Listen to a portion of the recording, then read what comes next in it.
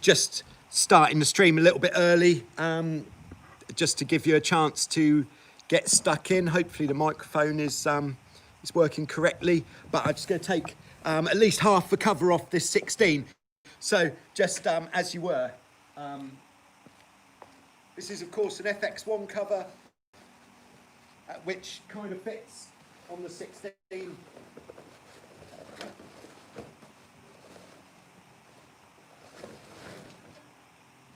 Not quite as sunny this week as it was last week, but still very nice. And check out the whiteness of the hulls. If you haven't seen it, have a little look at the cleaning your boat video, which I made last week.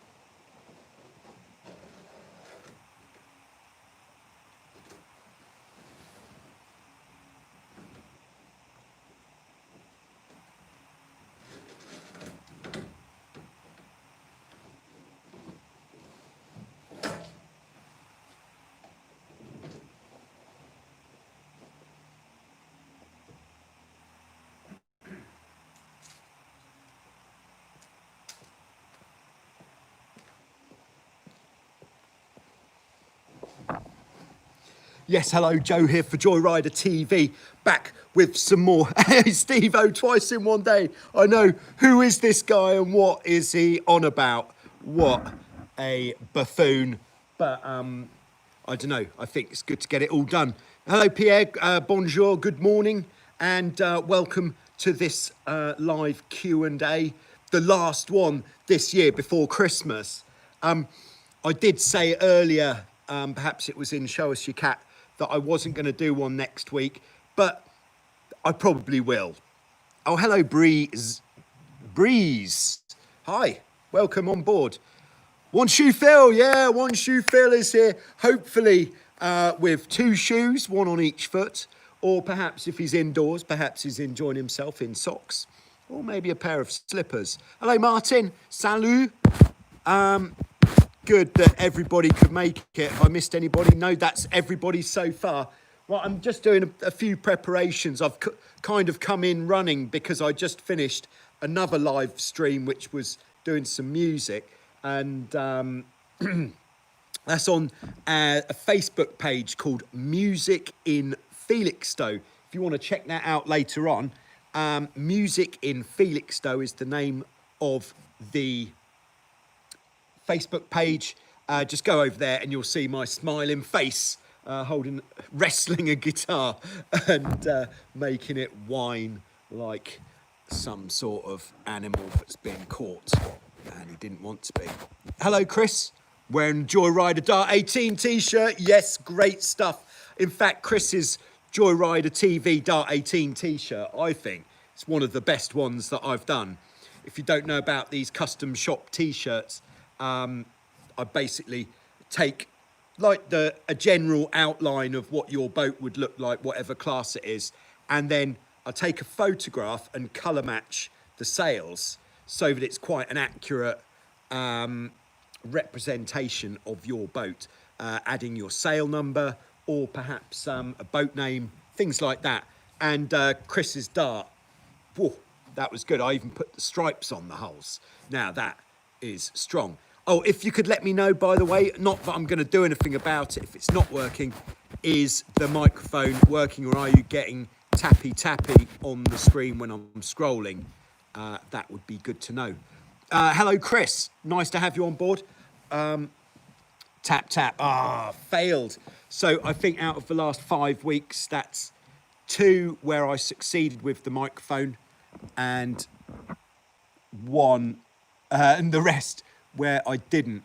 Yeah, I don't get why that isn't working. I did exactly what I did last week where it did work and today it's not working. apologies if you're listening to this on your noise cancelling headphones and it's like bang every time I scroll back. Nobody needs that. So there we are. If anybody's got any questions, by the way, it all seems pretty quiet here. Maybe it's because it's the Christmas lull before the New Year storm. So if nobody's got any questions, that is fine. I'm happy just to talk with no real purpose for, I don't know how long we give it, half an hour to see if any questions come in. And then after that, I'll tip my hat and bid you good day. But before then, just like to explain the "Yeah, that's right" t-shirt, which has been sent to me by probably my best friend in the world, John Bishop. No, not the Scouse comedian.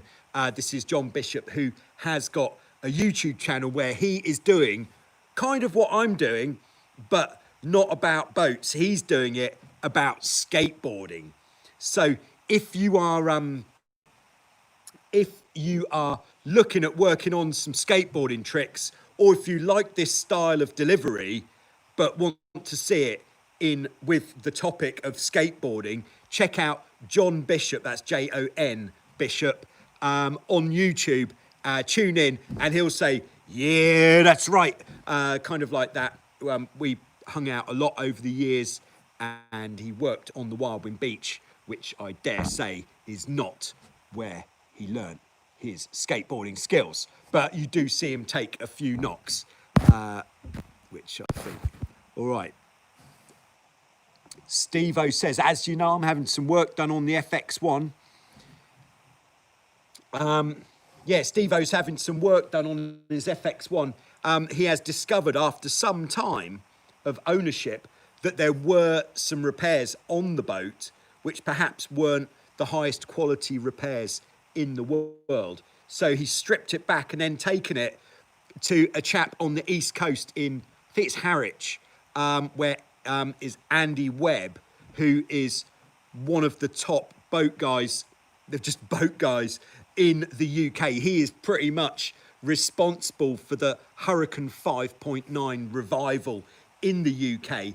And if you want to get into the Hurricane 5.9 class, Andy Webb on the East Coast is one of the main guys. He also happens to be a lifeboat man, and he also happens to have rescued me in a lifeboat probably about, crikey, that's a long time ago, getting on for 30 years ago, when I was trying to teach my brother-in-law how to windsurf in an offshore wind, and things went badly. The lifeboat got called out, and there was Andy Webb driving the lifeboat.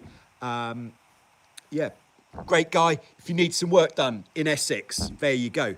All right, so Steve-O's actual question there is, the decals are coming off. Should he replace them or keep it fresh and clean? Okay, the one thing that I've noticed in the past with, if you're taking the stickers off your boat that have been there since it left the factory, is you will have a bit of uneven fading to the gel coat underneath. And if the boat starts picking up a bit of colour like this, I think everybody picks up a little bit of this browny yellow colour in time, then it will show where the stickers were. I'm sure there's ways that you can use some boat polish to maybe cut it back. I think the very clean finish on the hulls looks really good. And the original FX1 stickers, perhaps, I would say not my favourite of all time, just throwing it out there. But Steve-O's got, I'm pretty sure, Steve-O's got a custom spinnaker chute, and I think he's got a custom spinnaker as well with graphics. So what I would say is, how about we'll do some research, look at how to polish the boat so that where the stickers were never comes back again, and then get some custom stickers made, maybe like something, I don't know, could be anything, for the side of the hulls, which will fit with your spinnaker, perhaps your spinnaker chute, look pretty tasty, get those on there rather than just slapping on the same ones that Hobie slapped on back in 2002 or something. I think that's not a bad idea. Or leave it white. The white boat does look good. And then maybe pay attention to just some accents in a different colour, slightly different colour, like maybe dark blue. I don't know, just throwing it out there. There we go. Yeah, sorry about the tappy. I'm now going to be quite conscious of this tappy throughout. Hi, Nikki B. Top of the morning to you. Yeah, we're sort of early middle afternoon here in Vasiliki, Greece. It's very still. It was pretty sunny earlier. Now we've just got a bit of cloud coming over. 3 o'clock, in fact, in Vasiliki, Greece. Still under lockdown like everyone else, except I can't complain because this time of year there are so few people about. We wouldn't usually be out and about doing too much social anyway. It's more for the children, I think, who are affected here at this time because they're not having that social interaction. Anyway, we're not here to talk about that, are we? Marco, hi Joe, and that is a picture of someone with a thumbs up. Thank you, appreciate it. All right, Chris says he wants a Hurricane 5.9 so bad. Yeah, so if you're not familiar with the Hurricane 5.9, I like to think by now, if you've been watching Joyrider TV for a while, you will be reasonably familiar. At least you'd be able to spot one. You'd know what a tornado looks like.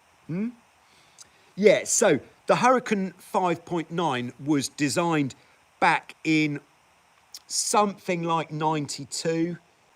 I think it was around 1990, 1992, something like that, as a training boat for the Tornado, back when the Tornado was still an Olympic class.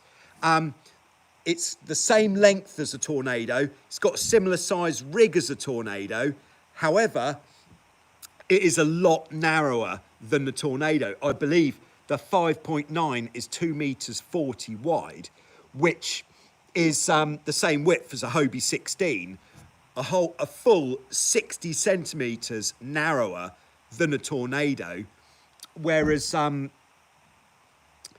which means that with that amount of power, with that narrower beam, the Hurricane 5.9 starts flying a hull in very, very, very light wind indeed. So as a light wind boat, it is an absolute beauty because it's so powered, so very powerful. It's got a big jib, and it's had a revival led by Andy Webb in Essex, England, who has since redesigned the sail plan, called it the SX, and it's got a different jib and a spinnaker square top mainsail, making it a lot more modern than the original Hurricanes. And it is a really, really great choice. And they do have quite an active racing circuit in the UK.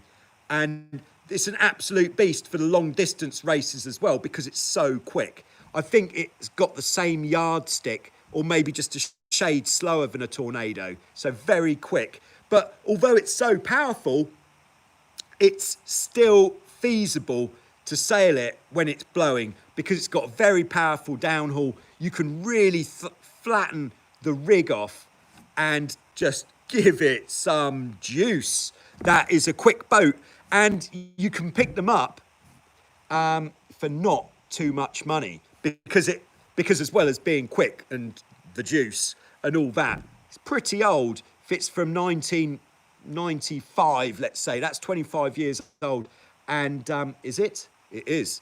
25-year-old boat is always going to come in at a price you can trust. So well worth, if you're wanting to get a big, powerful catamaran. When I say big, I'm talking big in this sort of beach cat kind of, what's the word? Context. Then the Hurricane 5.9 is a very good option because these things are rapid.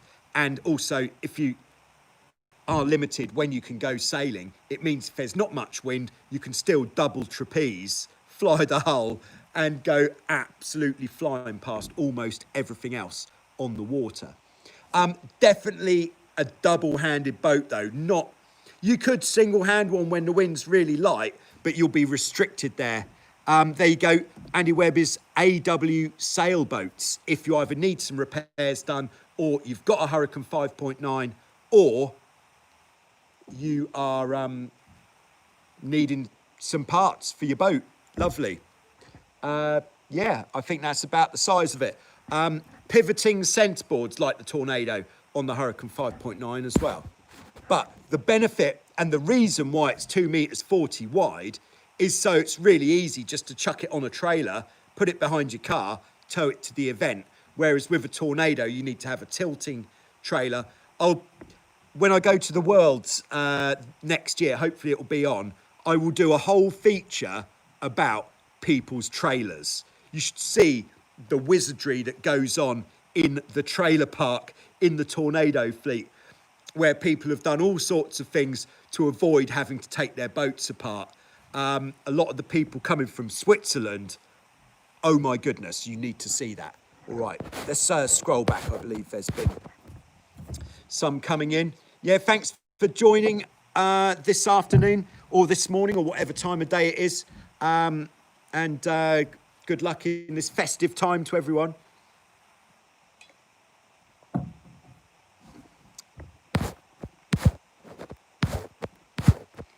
All right, oh yeah, all right, we've got Cebu. Wish you a very happy Christmas, Happy New Year from Germany. Thank you very much, Cebu, same to you. Same to everybody, in fact. Great Christmas and New Year. I'm actually putting on a show New Year's Eve. There'll be more about that coming soon. All right, getting some questions coming in now. Nice. All right. All right. Tad. I'm going to call you Tad because this is too difficult to pronounce. You know, you like sailing when you're watching a live stream about it at 12 in the morning or midnight. Let's call that midnight. Yeah, I think that does say that you're reasonably into your sailing. But why not? What a great time to be talking about sailing. So when you go to sleep, you'll have very much sailing dreams, which is better than some other topics. All right, One Shoe Phil. Hey, what music are you into? That is a massive question, but thanks for bringing that to everybody's attention.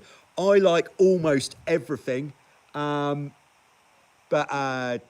all branches of rock music, from sort of your classic, your Zeppelin, Hendrix, through to sort of fairly modern rock. But all right, a better question would be, what's your favourite rock band in the world? If you haven't checked them out, you have to check them out. They're called Alter Bridge, and they are almost, I'd say, one of the best rock bands of all time. But I also really like funk. I'm a big funk fan. Check out Wolfpack and Snarky Puppy. Amazing. I think both of those bands were launched on YouTube, pretty much. All right, back to the boating questions. Steve-O, the stickers are coming off due to gel coat the damaged areas, so hopefully no issue with colour difference. Getting lots of pictures for Show Us Your Cat. Nice. Yeah, I think there'll be some trumpeters trumpeting when Steve-O's FX1 is on Show Us Your Cat. This project has been underway for some time now, and nice. All right, Timon. Hey Joe, how are you? Yeah, I'm good, thanks. Just looking forward to getting stuck into some of that Christmas cheer. As soon as this video's finished, actually, I felt I might, I think it's called Hit the Sauce, which sounds like a good idea. All right, I'm looking for a European shop to make my trapeze adjustable in height. Do you have a tip for me? Yeah, it very much depends on what you've got on your boat at the moment. And it also depends on the length of the trapeze wire. Let's get out and about and have a look at a trapeze wire. Here we are, Hobie 16. So the trapezes on here, they are they are adjustable, but not what you would call adjustable on the fly, which means you have to stop your boat and basically feed the rope through this part, which is widely known as a dog bone because of the shape, but Hobie call it a rope lock. If you are using these, by the way, do make sure that the way you've got your rope threaded through looks like that. It's this cross here which stops it from slipping. So this is adjustable, but not on the fly. I think what you're probably looking at is where you've got the trapeze with a cleat and a pulley, so you can adjust it up and down while you're actually out on the trapeze. First thing you need to make sure is that your trapeze wire isn't too long. You do need this range between the bottom of the trapeze wire and the side of the boat, because if it's too close, you're not actually going to have any range of adjustment. It is fairly straightforward if you can find someone with the tools to shorten the trapeze wire. You just cut it and then put a new, basically re-crimp it with a new ferrule like that, making it shorter. So it is quite easy to shorten a trapeze wire if you know somebody who's got the tools, or if you take your trapeze wires to somebody like a chandlery who does that sort of job.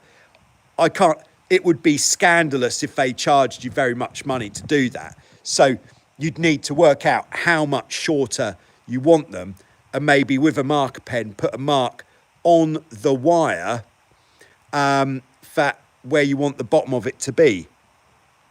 Well worth having, I've just been having looked at this, well worth having a look just where the ferrule ends and the wire goes in, and do check, see if you've got any broken strands in there, because a snap trapeze wire is quite an unceremonious dumping.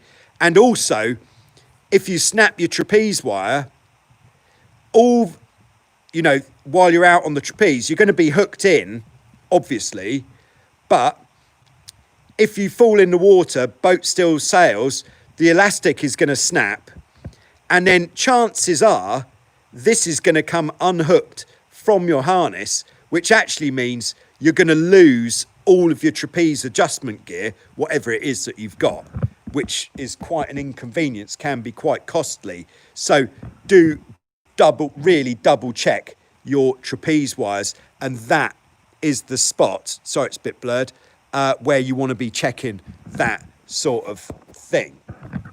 All right, but where can you get hold of trapezing tackle? I would say any good chandlery should stock the parts, but I did make a video which was called, can't quite remember what it was called exactly, but I think it was something like adjustable trapeze system. Check it out. If you can't find it, later on in the regular comments to this video, just put a comment, could you give me the link to that video about the trapeze, and I'll send you the link. Oh, hi Jeff, good to have you on board. Jeff, jump in the queue of comments there. We've got a good bit coming in. Merry Christmas, by the way. Yeah, that's right, is what I'm on today. This is the catchphrase of John Bishop, who is teaching the world how to skateboard. He's one of my best mates, and he does what I do, but in the genre of skateboarding. A lot of pool stuff, some ramp stuff, some flatland, bit of everything. If you want to learn how to do anything on a skateboard, he is taking these maneuvers apart while he's learning to do it himself. And he's learning to do it himself. Well worth checking out. John Bishop, that is. All right, Martin. I think that's... Yeah, so there we are. Martin, been looking into raking the mast back on my 81 Hobie 16, but I read they changed the jib cut and mast step on newer boats to allow for the rake. I'm not sure if that could be a problem with an older boat. All right, let's go back to the Hobie 16 of dreams over here, where we can have a look at the mast step. Good job I took the cover off, I think you'll find. All right, so yes, they did change the bottom of the mast step here, and the older boats, this part here comes to more of a point. And so two things you could do. One is with your jib up, loosen it off as much as possible, but so that the mast will still rotate. And let's call that the nose. The nose won't catch on the, let's call it chin again, on the chin, just there. Right, I'm having a, hold on. What am I doing? All right, I'm coming in like this. All right, that's better. Yeah, so that the nose doesn't catch on the chin.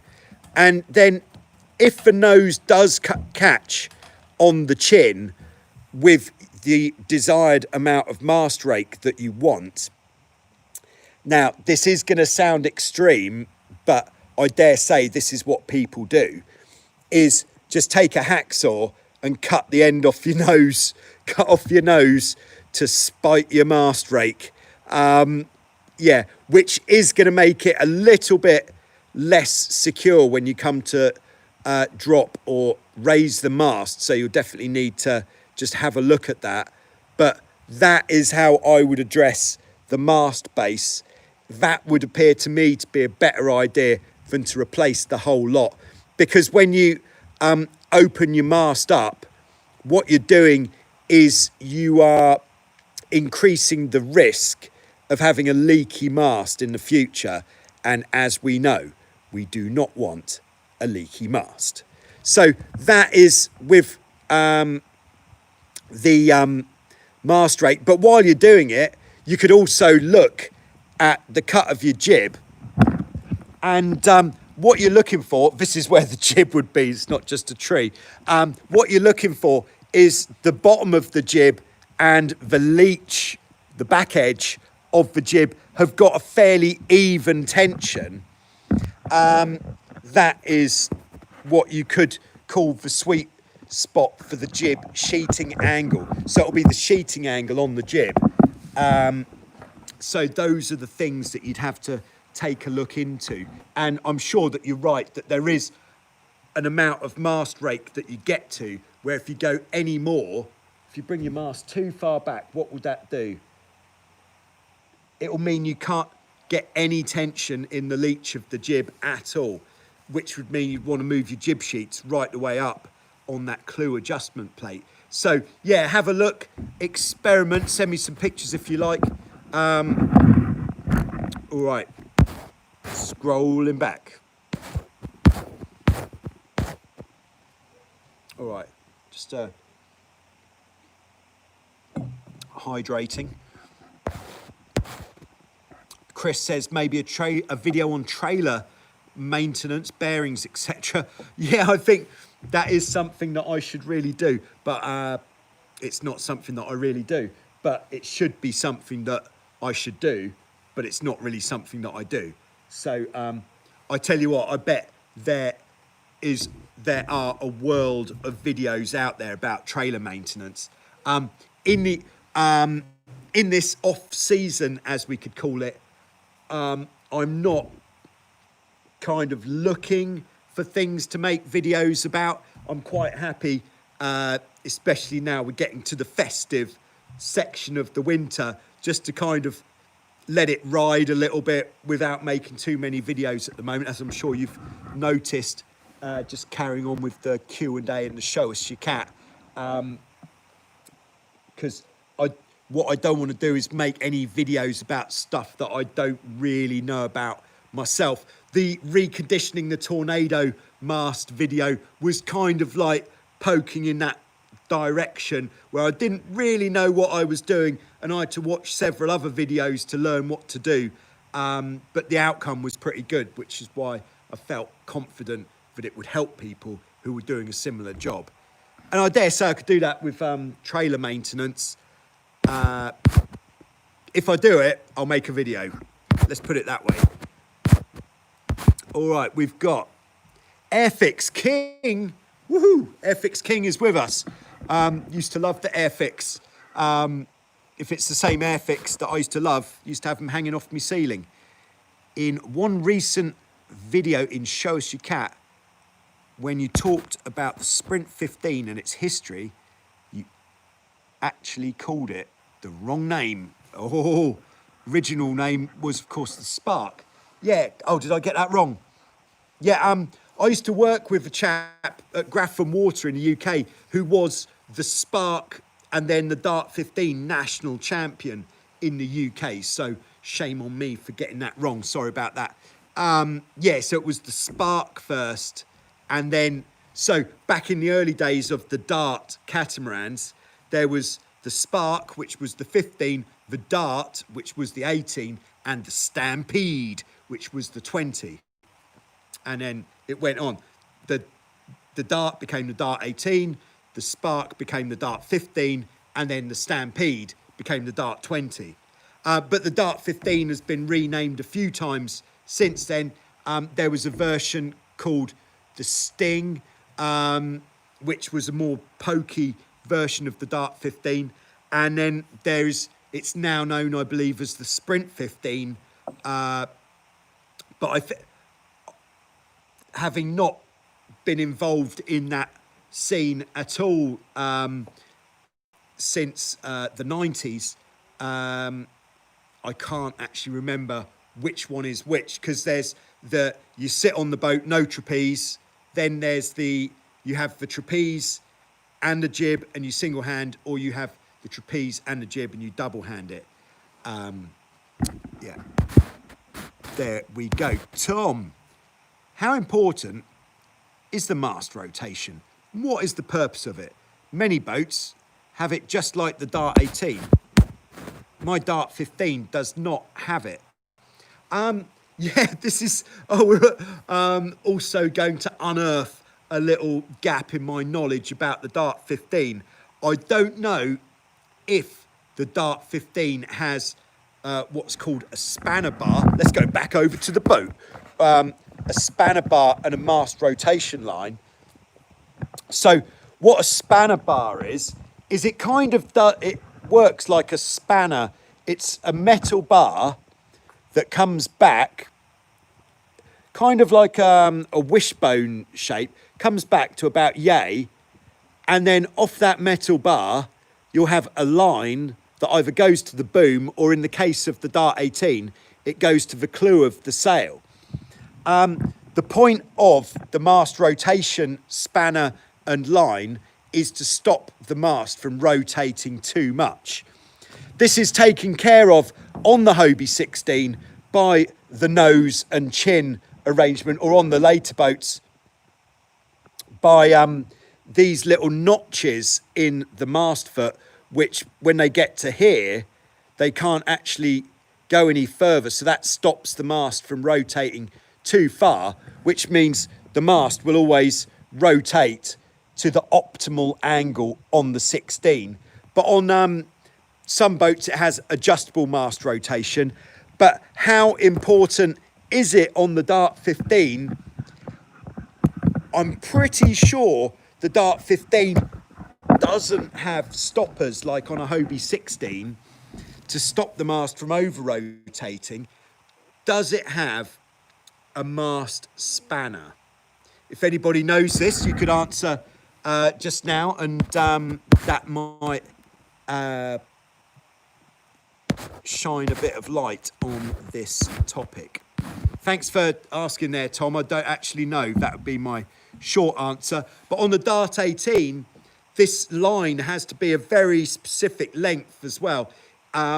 If you go to an event, like a nationals or a international event with your Dart 18, and your spanner line, is it called a spanner line? Mast rotation line is not the right length, you'll get told to change it. Strict. All right, Robin. Hello, Robin. For shortening trapeze wires, West Marine has the crimping tools they will let you use for free. Now that is a good deal. West Marine. If you could let us know what town that is in, Robin. I think they're going to have an influx of people wanting to shorten their trapeze wires. Form an orderly queue, please. That is great. Hello, Jeff. Good to have you on board. Very much looking forward, as I'm sure everyone else will be, to Jeff's report on the NACRA F18 Evolution. That is cutting edge stuff, and Jeff has been on the NACRA Evolution. Very exciting. Looking forward to that very much. All right, scrolling back, as you can probably tell by tapping noise. Yes, I did fail to get the microphone working this week, which means I think it's 3 times fail, twice succeed in the last 5 weeks.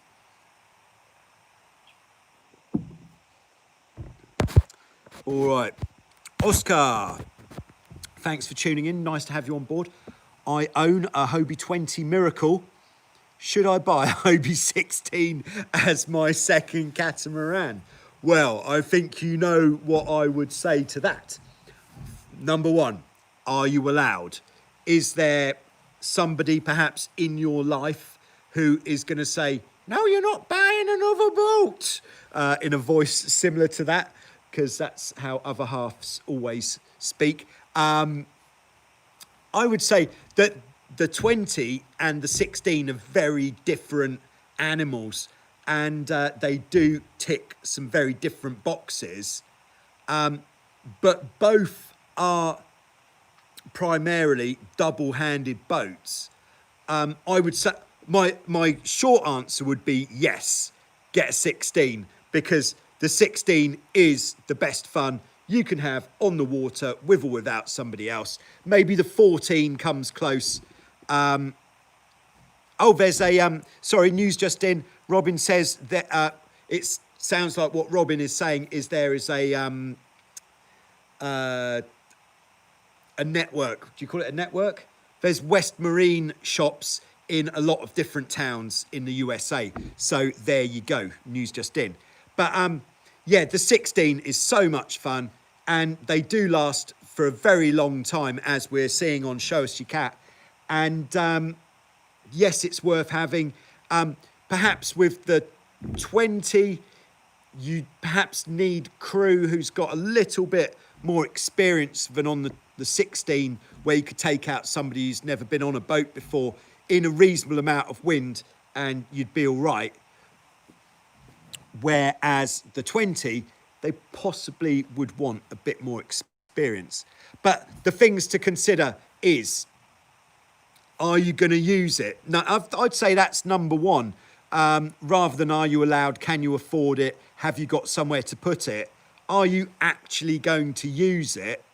Or do you want to buy one as a restoration project, buy one, do it up and then sell it, and then buy another one, do it up, sell it, as kind of like a hobby for when there isn't any wind, or for times when it's dark, maybe, that kind of thing. Oh, Yasure Pano. Pano's on his lunch break. Good to have you here, Pano. Nice. So I would say, Oscar, yes, is the short answer. All right. Damien says, hi, I was thinking of buying a sailing dinghy. What would be the best way to find one? Wow, that is a good question. I think the first thing you'd want to be looking at is what type of sailing dinghy is it that you want to get? Things that are going to influence your decision. Number one, do you have experience sailing boats at all? If you don't have any experience, then it might be worth finding a club or a place that offers instruction, teaching establishment, and they would have a few different types of boat, which perhaps you could try some different types before buying your own, where, you know, once you bought your own boat, you're kind of stuck with it. Whereas if you go to a training facility and try some different boats out, you can get an idea of what type of sailing it is that you want to get into. Whereabouts are you? What sort of body of water are you going to put this boat on? Do you live next to a lake, near to a canal, a river, on the coast? Those kind of things are going to influence what type of boat you go for. Is there a club nearby where there are boats which people compete in? Because that is a good way of progressing in sailing, is to compete. And the best way to compete is if you could compete against boats of a similar type. That will give you a really good idea of what it is, of how well you're going as well. So there are quite a few questions there in what type of boat to sail, and then where to find one. Each type of boat generally has a class association. The class association for each type of boat is a really good source of information, and there's always boats for sale on those class association websites, so worth looking there. And then just your normal places like eBay, big fan of eBay. I think in the US, is it called Craigslist? And other things like that. Places where people advertise secondhand things. Put in a Google search, secondhand boats, dinghies for sale, and I'm sure that there'll be a number of different websites that come up where you could find your boat that is going to give you a lot of good times. All right. Just scrolling back. Thanks to everyone for tuning in, by the way. It's really nice that you're here. Steve-O says, did you watch any of the America's Cup last week? What do you think about the difference in boats? I did watch, I think I watched the first 2 days, and then unfortunately I didn't have time to watch the rest of it. And those boats are nothing short of ridiculous. I've never seen anything quite as, I don't know, it just boggles the mind how these boats are doing over 40 knots on a race course with, I think, no more than 15 knots of wind. This is ridiculous. How can that actually happen? But it is amazing. I really like it. Much more than the last one. I like the AC-72s, but these yachts are fantastic. Big fan. Shame that there's the lack of a spinnaker on the downwind, but they clearly cannot fly a spinnaker because they're effectively going upwind on the downwind leg as well for their apparent wind because they're going so fast. So you couldn't fly a spinnaker even if you wanted to. But if you talk about the difference between the different boats, I haven't looked that closely at it, but there are a few differences which are really obvious to look at. But I do think the Kiwi boat looks like very nice indeed. All right, scrolling back. Sorry about the banging noise. Failed with the microphone.com. All right. Joss, did you retrofit a Hobie with foils yet? No. No, I think the problem with trying to make a foiling Hobie 16, unless you did it kind of America's Cup style where you only have the foils on the leeward side and then the windward ones you lift when you're not using them, is that the boat flexes so much that if you had two foils down, even if it was both of the rudder foils down, because of the flex of the boat, weird stuff's going to happen. So if you just had foils on the leeward side, then I think that would probably work. But to be honest, the Hobie 16 is I think it's probably a bit too heavy. Maybe.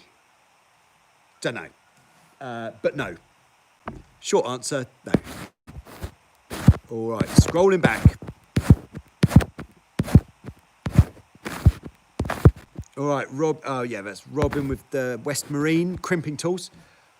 Brian says, I have a Hobie 1. Ah, yes, we did. I think we did feature the Hobie 1 on a Show Us Your Cat. I believe that's the one with the tunnel hull, which is kind of, looks like a monohull, but it's actually got an opening in the middle of the hull, like on the Laser Fun Boat RS Vortex, not RS Vortex, apologies, Laser Vortex or the Hobie Bravo, but not as pronounced. Nice. We would like to see your Hobie 1, Brian. If it wasn't yours that we featured on Show Us Your Cat, send us some pictures and there you'll be on Joyrider TV. All right, Panos in Patra, just to the south in Greece, says Hobie 16 for life, and we can only agree with that. If you don't like a Hobie 16, it doesn't mean that there's something wrong, because not everything is for everybody. Some people don't like that looseness, the kind of vagueness. It's very powerful, quite cramped as well, like difficult to get under the boom, difficult to tack. But for other people, those difficulties, which you could call design faults, are some of the things that make the boat as fantastic as it is. The design faults make the boat so good. But the boat, I love the 16 because it's so quick, feels great. You can sail it single-handed. You could do over 22 knots on your own on a 16 if you're willing to work the main sheet enough. Okay, Chris, come in with some fresh info. Oh, and by the way, no more questions, please. I don't have to get away. I just know that there's some beer in the fridge and it's Christmas. No spanner line on a Dart 15. So what I would guess is that either there's enough tension in the bottom of the sail to almost be pulling. So you've got the bottom of the sail, main sheets pulling backwards, and that bit of pull is going to stop the mast from over-rotating. And then when you let your main sheet off on the downwind, the mast's then allowed to rotate more. But also, the Dart 15 doesn't have a boom. And on a boat with a boom, the main sheet pulling down also pushes the boom forwards, which is pushing the mast round, which probably means that the Dart 15 certainly doesn't need mast rotation control. So in answer to the previous question about mast rotation on a Dart 15, no, you don't need it. That's why it doesn't have it. There you go. Oh, Steve-O says, if go to Wildwind, loads of boats to test. That is very true. And we are taking bookings for the 2021 season. Action is hotting up at Wildwind, and we have got the full range of boats which you could possibly need.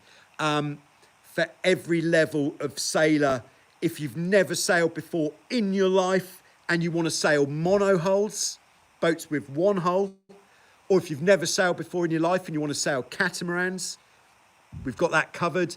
If you've already done a bit, if you've already done a lot, we've got it all. It's actually true. Check out the website, wildwind.co.uk. That's because we are a British company existing in Greece, and hopefully we can continue to do so. Yeah, that's right. Okay, continuing.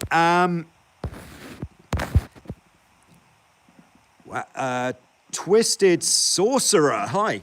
I want to learn sailing and looking to get a Hobie 16. Great idea for some dam sailing.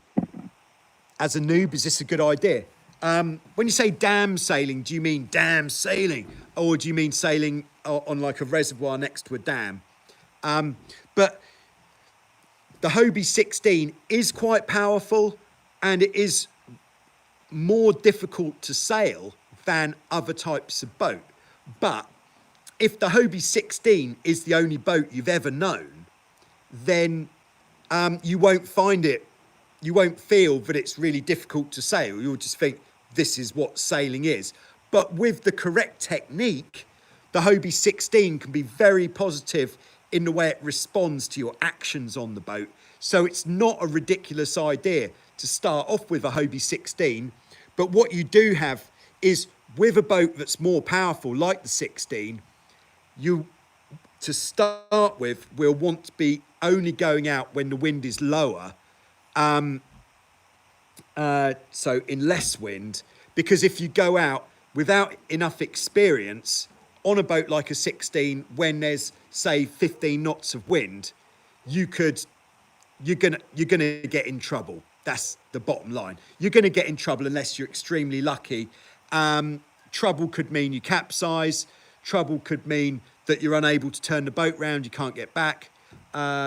Trouble could definitely mean that you need a tow back in. So start off in light winds. I did do some beginner sailing lesson videos on Joyrider TV on the 16, so you can check those out. But the 16 is a good choice, and one thing that makes it a great choice is that there's so many 16s around, it'll be reasonably easy to find one at a good price, and one that perhaps you can do up a bit, and then while you're doing it up, be watching some videos at the same time, even while you're rubbing it down, have the video on in the background, just really brainwashing you with good technique. But it's not a ridiculous idea. I think it's a good idea because there's so many around. All right, and almost a similar answer to Chris, who asks, how difficult is it transitioning from a 15-foot monohull to a Hobie 16?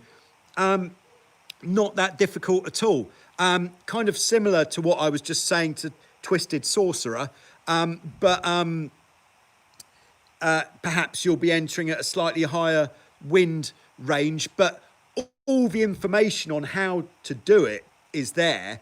And I think the way to get that in is just to watch, not to try to get more video views or anything like that, but watch the videos several times, like especially the basic level ones. Only worry about what is important. I think I did do a video saying what is important. So things like the downhaul, the outhaul, jib travellers, even the main sheet traveller, not essential when you're first just starting out. What is essential is, are your rudders down properly, the jib sheet, the main sheet, have you got the sails pulled up properly, have you got your bungs in? Like real fundamental things, much more important at the early stages before you start worrying at all about why won't it tack? Oh, it's probably the downhaul. No, it's not. It's just that perhaps you didn't have the main sheet in tight before initiating the turn, or perhaps you didn't release the main sheet when you were head to wind. But all the information is there, and perhaps what I could do is put together a package of videos in some sort of playlist the playlist could be called Watch This If You Are New to Catsailing, something like that, just so you've got all the right videos in the same place so you don't have to go looking for them. I think that sounds like quite a good idea. All right, scrolling back, just coming towards the end of this innings. We've got William, who has got a Hobie 21 Sport Cruiser in North Carolina, USA. Awesome fun boat, but one thing, in light wind, the river swells, the mast rotation slams violently. Adding a mast rotation adjuster from an 18 work. Now, What the mast rotation adjuster, this Hobie 18 style adjuster does, is it stops it from rotating too far. But if it's light wind and you're going over waves, it's still going to move. What you can do with one of these spanner bars is take a line going the other way, take it forwards somehow to lock the mast in place. What we used to do back in the day when we were racing is, if the mast was banging around a bit, was the crew would put their foot, shorts on yet, the crew would put their foot either the front of the boom or the back of the mast to hold it in position, in a reclined position there. Or if the crew's on the leeward side, the crew could actually hold it. But if you're not racing, that's quite an effort to go to. So there we go. Yes, you could try it, but it won't be an ultimate cure for that mast slamming kind of thing. Yeah, I would almost go as far as to say there's not an ultimate cure for mast banging around. If it's light wind but you have waves, it is going to happen to a degree. All right, scrolling back, just bringing this session to a close now. So Panos says, can we book now for the first days of Wild Winds 2021 season? Yes, I'm sure that you can, and you know who to get in touch with to do that. But it'll be great to see you guys out here in April at some point. Very nice. I look forward to it already.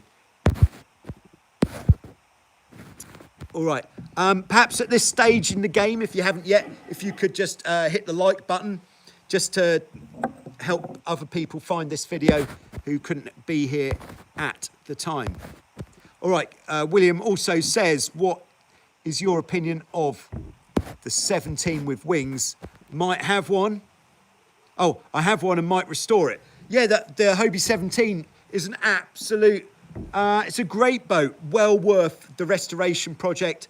I say do it. And I did see, I glanced that Jeff said you should talk because Jeff is also in North Carolina and he's got a Hobie 17. So he might be able to help you with some advice, maybe even a few bits and pieces there.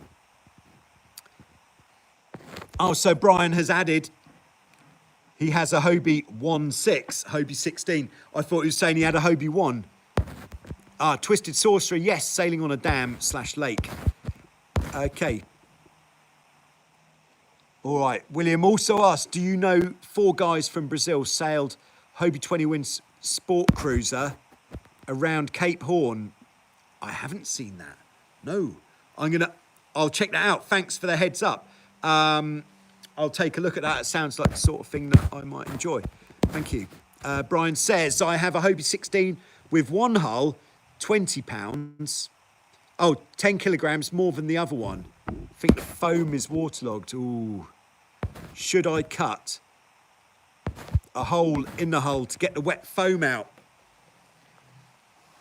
Yeah, it does sound a bit like that. You could cut a hatch in the top of the hull. Problem is, if you cut a hatch in the top of the hull, how do you know that the hatch is going to be in the right place to get the foam out, which is the foam that we're talking about? You know, you might have wet foam right up in the bow, in the middle, towards the back. Yeah, this is a tough one. And yeah, off the top of my head, I really haven't got a good answer for you there. I would definitely leave the boat in some decent heat with the bungs out and see if you can dry it out as much as you can. But that is the best I can do, I'm afraid. All right. Oh, so I think we've almost made it. April it is. Fred, Ha ha ha, this is what we like to hear. Howdy Joe, Joyrider shirts are great. Thanks very much. Glad they got to you in time. If you did order any apparel from the Joyrider store and it has been delayed, so it hasn't arrived, I truly apologise sincerely. And it was the supplier who gave me the dates when the last orders should be in. But with the whole situation, they really hedged their bets and put the dates really close to the start of the month. But even with that, for some people, it hasn't been enough time. So sorry about that. And send me an email and we'll see what we can do to make up for it, because that's not the way. That's not how it should be. Sorry. All right, Damien, should I start the speed stick next year at my club? I think it would be a good thing to try and do some while sailing. Yeah, definitely. I think it's a great idea to, whatever stage of the sport you're in, these days you can get a decent, spend a bit of money on a dry bag, put your phone in a dry bag, running an app like Strava, and that way you will always know how fast you've gone. And it's a good way of kind of almost logging your progress. But why not keep a record of it? And when you do one that you're particularly happy with, send me the information. I'll get you on the speed stick. We're starting a new speed stick, get this, in 8 days. Woo! This is probably why there hasn't been any speeds coming in the last 2 weeks or so. Everyone's hanging out for the new stick. But, yeah. All right. Hi, Wolfgang. Yeah, Wolfgang and Simone. Yeah, of course. Merry Christmas to you guys too. I hope you're having a lovely time. And I am hoping that you've got a world of cheeses to go through. I think Christmas is a time of cheese.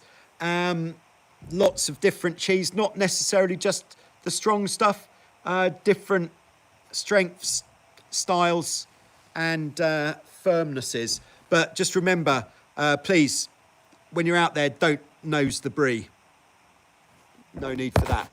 But happy Christmas to everyone. Wolfgang's going to be back in July. Oh, yeah. All right, we got Bexhill Beach Boys.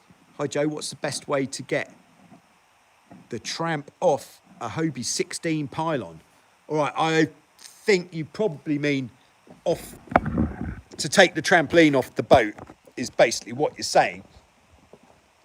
So what you would want to do is take off, remove the lacing, and then the trampoline on most boats, we do ours backwards here, but is you then grab the trampoline from this corner, and then you could either pull it out this way first, might even be easier to do that, then you'll get a bit more purchase, but pull this bit out, and then there's an opening in the sidebar, winkle it out of there, and then pull it out of the sidebar, and then there you are, trampoline is out. Oh, while we're here, I can show you, I have got another Hobie 16 ready for a bit of a tickle. It may to you just look like a pair of hulls, but here we are. This is actually, we didn't see this boat at all this year. This is the fastest Hobie 16 we've got. She's Hobie 16 number 3, and yeah, I'm going to give this boat some love in the next couple of weeks, and she will be great again. All right, so just finishing off now.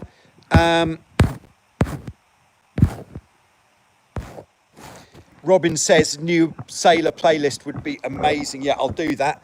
I think it's a very good idea. And maybe also making that playlist might throw a light on some areas which we haven't covered yet. So I'll just try to make sure it's totally inclusive of everything that you might need to know. Okay, William says, Merry Christmas from Oriental, North Carolina, the capital of sailing. 3,000 sailboats, 600 people year round. Cool, you're a windsurfer kiter too. Yes, I am. I like to do it all. All right, Jeff says, I made a pair of As Seen on Joyrider TV decals for the Nacra Evolution that will sail in the Worrell 1000. I did just see, though, that I think the Worrell has been either cancelled or rescheduled for next year. But that is great, Jeff. I look forward to seeing that. Hope to start editing that video soon. Too busy. Oh. All right, Fred says 20 pounds of water is close to 3 gallons. Hard to believe that much absorbed into the hull. There is no sound variance when tapping surfaces. El Wee, you are truly great. Thanks for the helpful videos. Thank you. This is nice. And thanks to everybody.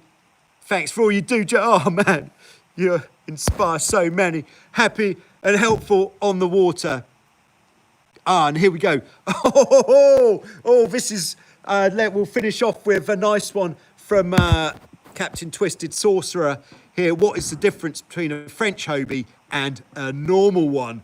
Oh, surely a French one is a normal one. Depends where you live. They're up until something like, when would that have been? 2010 maybe?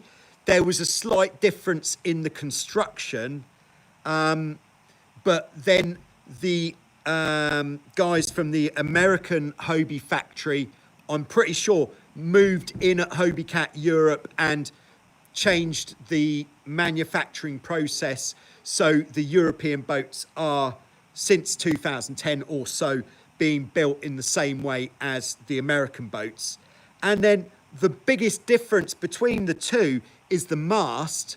On the American boats, I believe they all or a lot of them have this comp tip where the top, third of the mast is made effectively of fiberglass, and means if you do hit overhead power cables or something, you're not going to die. Whereas all of the European boats, the masts are all just one aluminium section. Other than that, it's really just fittings. The fittings might be slightly different on the European boats than they are on the US ones. But that really is the difference. I'll have to come to the States and have a go on a few, and that way I'll be able to tell you with a little bit more authority. Anyway, thanks very much for tuning in. Hope everybody has a great Christmas. I mentioned earlier, if you're at a loose end on New Year's Eve, I've put together a New Year's Eve party, which I'll be broadcasting. It'll be music with special guests from all over the world. That will be on the Wild Wind Facebook page. I'll be starting at midnight Greek time. That is taking one for the team. But tune in, and if you don't like it, you can tune out. And if you do like it, you can keep it on. There you go. So thanks very much. I think that's all. Is that all? Yeah, that's right.